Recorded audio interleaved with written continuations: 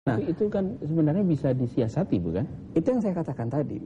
Perombakan sistem hukum dalam artian ada siasat-siasat di model hukum yang kemudian dilakukan untuk itu. Misalnya pidana denda yang kemudian di-upgrade naik supaya kerugian negara itu bisa kembali, bukan hanya sekedar uang yang dikorup, tetapi juga bunga karena uang itu dikorup.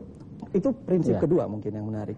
Dan yang ketiga bagi saya adalah kemampuan atau kemauan politik negara untuk melakukan reformasi penegakan hukum.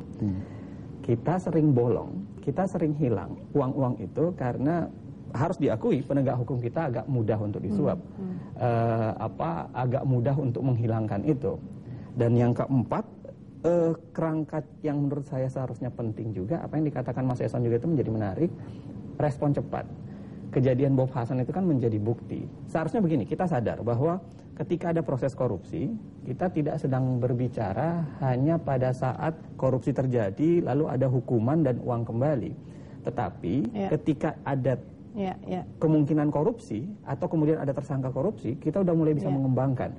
Asetnya di mana, mulai dikejar, tracing asetnya itu sudah dimulai. Pak Hafaz, itu kan uang hasil korupsi tidak saja disimpan di dalam negeri, seperti tadi dalam perspektifnya Mas Anies katakan ada negara tetangga yang dengan sukarela begitu menerima atau welcome begitu uang hasil korupsi atau bukan. Tapi seperti Pak Hafaz tadi juga sudah bincang-bincang sebelum acara mulai ya, katanya untuk membekukan uang tersebut mudah, seperti membalikkan telapak tangan. Tapi untuk mengembalikannya yang susah karena ada proses hukum. Ada proses hukum ya memang. Yang belum berjalan dengan semestinya begitu. Bisa diceritakan Pak Hafaz? Pertama mungkin kita perlu lihat dulu konvensi internasional ya. Konvensi anti korupsi yang kita sudah menjadi via, kita ratifikasi.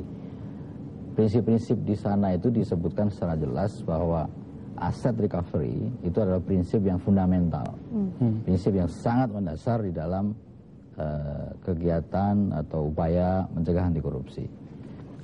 Tadi disampaikan oleh Mas Zainal, adanya keperluan bagi kita untuk melihat hasil korupsi itu tidak hanya ansih uang yang dikorupsi saat itu, tapi juga proceeds of crime, hasil tindak pidananya gitu. Jadi kalau orang mengambil 400 miliar, yang harus dikembalikan 400 miliar plus hasil investasi, bisa 1 triliun, bisa 2 triliun tergantung dari hasil investasinya. Nah, Pak Hafaz sedikit aja terkait itu. Seberapa besar dalam estimasi Pak Hafaz dana-dana hasil korupsi kita yang masih di luar negeri? Yang harus dikejar. Ya sulit ya karena kita kan melihat, kalau kita ingin melihat bagaimana menghitung gitu ya, itu mulai dari tahun berapa?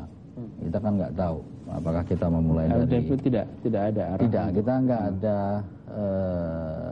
data di Deplu ya. Di Deplu kita hanya membantu law enforcement dalam konteks berhubungan dengan law enforcement di luar negeri dalam pembekuan tadi itu. Pembekuan itu mudah, apalagi sekarang dalam rezim money laundering yang begitu ketat.